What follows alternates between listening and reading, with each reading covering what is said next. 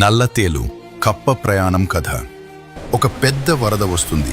ఒక నల్లటి తేలు నీటిలో కొట్టుకుపోతూ ఒడ్డున ఉన్న కప్పను చూసి, మిత్రమా, నేను నీటిలో ఈదలేను, చచ్చిపోతాను, నన్ను నీ వీపు మీద ఎక్కించుకుని అవతలి ఒడ్డుకు చేర్చు అని ప్రాధేయపడుతుంది.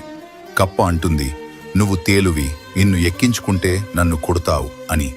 తేలు ఏడుస్తూ, నిన్ను కుడితే నువ్వు మునిగిపోతావు, నీతో పాటు నేను కూడా చస్తాను కదా, నేనెందుకు ఆ తప్పు చేస్తాను అని లాజికల్గా మాట్లాడుతుంది. కప్ప నమ్మి తేలుని వీపున ఎక్కించుకుంటుంది. సరిగ్గా నది మధ్యలోకి వెళ్ళాక తేలు కప్ప వీపు మీద గట్టిగా కుడుతుంది.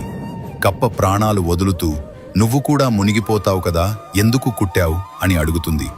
తేలు మునిగిపోతూ ఇలా అంటుంది, నా ప్రాణం పోతుందని నాకు తెలుసు, కాని కుట్టడం నా నైజం, దాన్ని నేను చావడానికైనా మార్చుకోలేను. లోతైన సందేశం.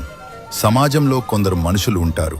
వాళ్ల బుద్ధి, వాళ్ల నైజం క్రూరత్వంతో నిండి ఉంటుంది. నువ్వు వాళ్ల ప్రాణాలు కాపాడినా, కోట్లు ఇచ్చి సాయం చేసినా, సమయం వచ్చినప్పుడు నిన్ను వెన్నుపోటు పొడవకుండా ఉండలేరు. ఎందుకంటే ద్రోహం చేయడం వాళ్ల రక్తంలోనే ఉంటుంది. అలాంటి వాళ్లకు దూరంగా ఉండటమే నీకు క్షేమం.